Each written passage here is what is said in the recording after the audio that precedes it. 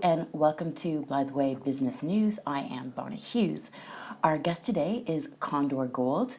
They received their permitting in Nicaragua for a production and construction of a plant, and they have been moving forward with the project.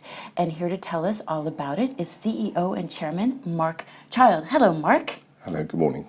And you just put out news that you have updated the resource. Please tell us a bit about that.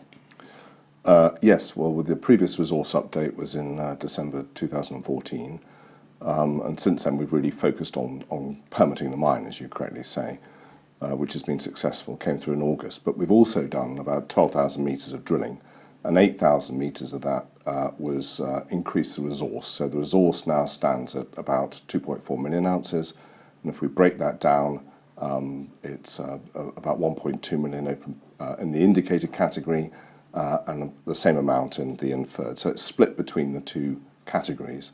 And we have open pit resources totaling almost 1.2 million as well. And at a very good grade as well, I must say. Yeah, no, great grade. So the open pit resources average over 3 grams, and the underground's about 5.2 grams per tonne.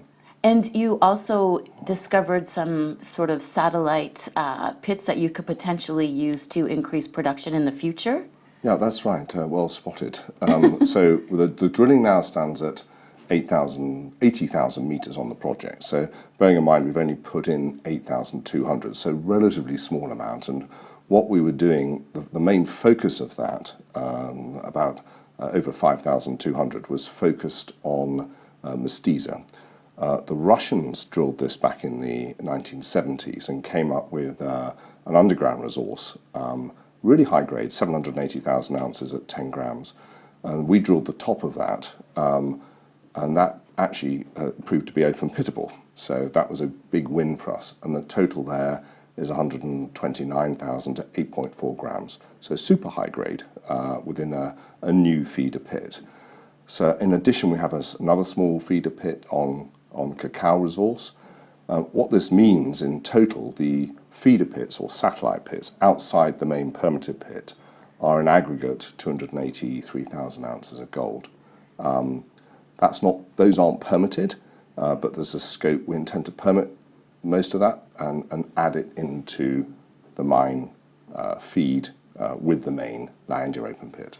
And how much drilling do you have left for what have you budgeted for this year for your drilling program? Well, we do have a wish list on drilling, and that will be subject to financing. I think the rather than drilling now, the market's in a very bad space, I think, in terms of exploration drilling.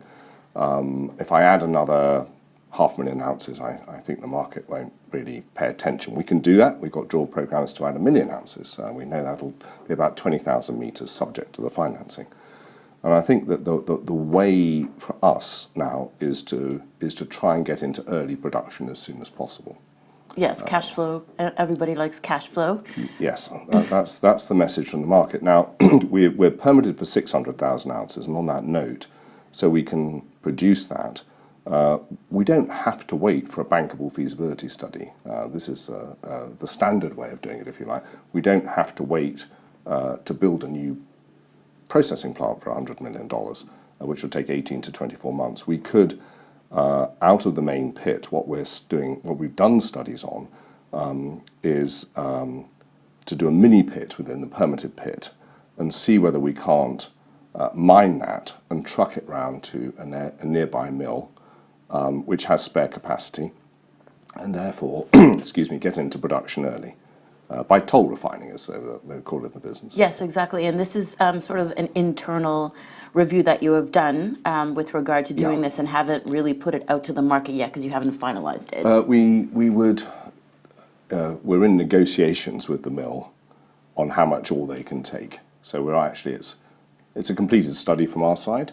So, and there is some spare capacity. We've got to agree terms. So, and I think that would be a step change for us as a company. We would go into production. At the first stage, it would probably be over 3 months, and that would also help us with other things like proof of concept. We can actually mine We use mining contractors and mining explosives, and we use haulage operators that are all used locally by the mines. My mine superintendent there is a former my general manager is a former mine superintendent who worked at the local mine, so he knows all the contractors that we can use. And it also would help us with things like bulk metallurgical tests and so on going into the bankable study. So I think a sort of a proof of production and cash flows is just vital with the industry at this stage in the cycle. We've got the potential to do that on a sustainable basis, provided there's spare capacity at the other processing plants in Nicaragua. And we believe there will be spare capacity at least one of them over the next 2 years. So, ideally, we'd like to have a sustainable toll refining agreement over say, a 2-year period.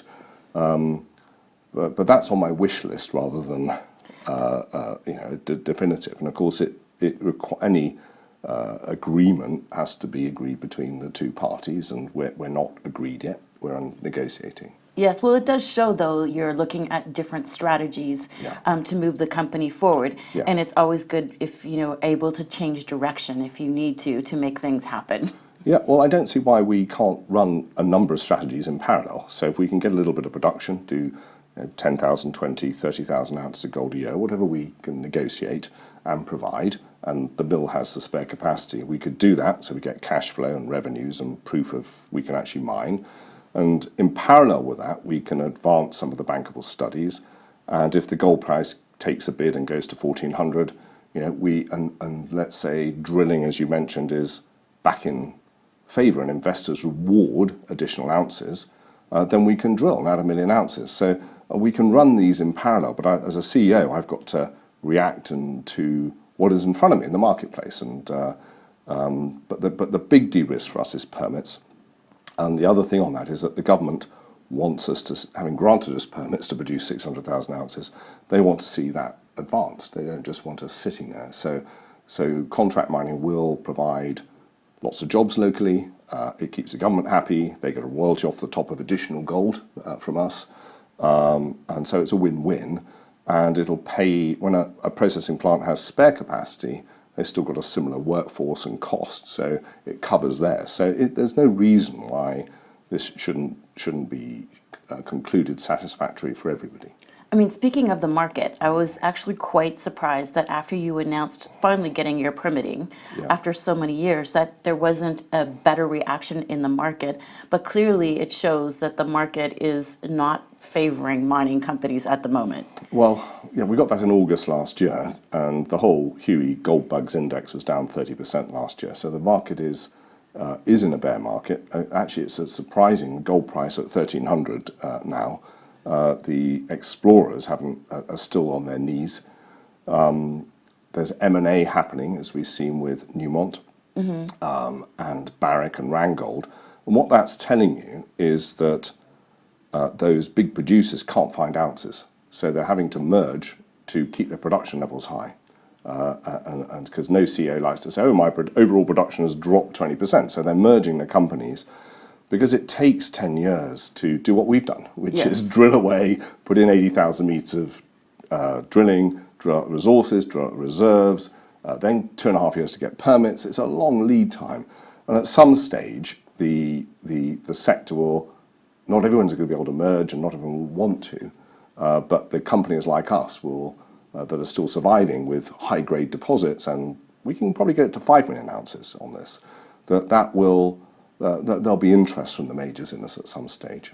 Well, there isn't that many 5 million ounce deposits left out there that haven't been discovered. So I'm sure that there is a bunch of vultures circling around. Well, there is. We're at 2.4 million now, to be clear. But what we've done while we're waiting for permits, we've done soil geochemistry, structural modelling over the whole area, helicopter-borne geophysics, mapping. So there's 4 different specialities that we combine to demonstrate a major district. And we were also granted a new concession in December, which the market didn't react to. But that increased our land package over 40% of 455 square kilometres. So we're in the right jurisdiction in that the government's permitted a mine and they've given us extra land to go and explore them.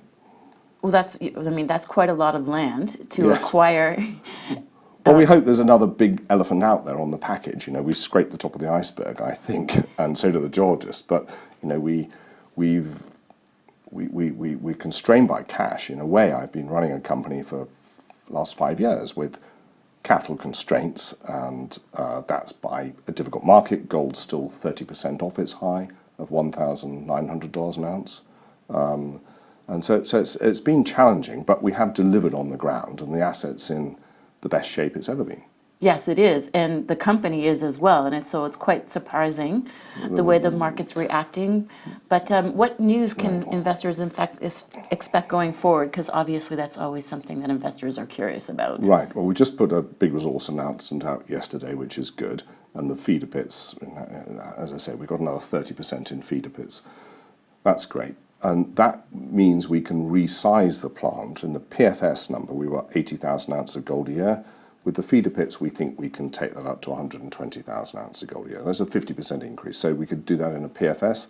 That's one way we can take this. The second way is toll refining. So I would hope that we can get some news, positive news, that we've reached an agreement to enter production early in the first half of this year.